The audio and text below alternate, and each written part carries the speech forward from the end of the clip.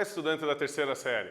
Nesse vídeo, vamos falar sobre imperialismo e nacionalismo. Você lembra o que é aquele processo de industrialização? Lembra em que país começou a industrialização? Em que época começou a industrialização? Vamos lembrar, a industrialização começou na segunda metade do século XVIII na Inglaterra. E o que era esse processo de industrialização?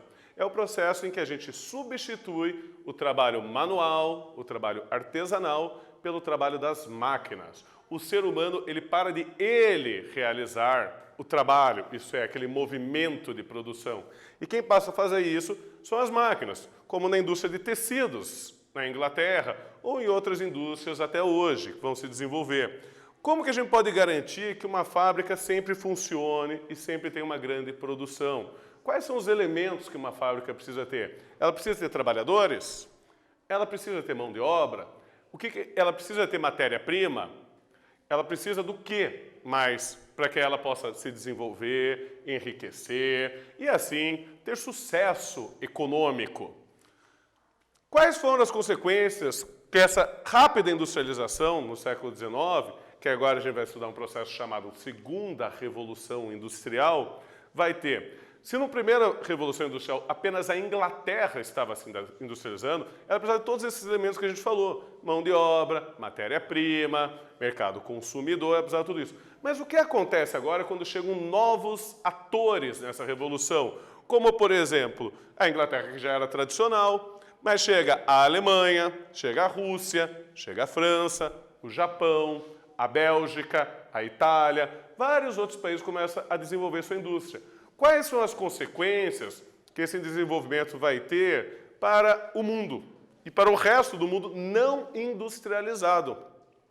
Como que vai ser a competição dessas indústrias europeias? Onde que vai ocorrer? Com que frequência e qual é o objetivo dela?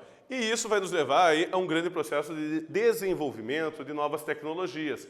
A segunda revolução industrial ficou caracterizada pela criação do motor de combustão interno, pela substituição do carvão pelo petróleo como combustível. Vai ser o palco da criação de novos inventos, como o automóvel, como o aço, que nos permite construir prédios cada vez mais elevados, como também o telégrafo, que nos permite nos comunicarmos de maneira mais rápida através de códigos, e também o rádio e também o cinema vai se desenvolver nesse período, assim como também o telefone. Então vai ter um grande desenvolvimento nesse período de novas tecnologias que vão facilitar e dar mais conforto ao dia a dia da população nesses países industrializados. Então eles vão melhorar o conforto nos transportes, na comunicação. O mundo começa a ficar mais próximo com essas tecnologias. E como os avanços da ciência mudaram a nossa forma de ver o mundo e nós mesmos?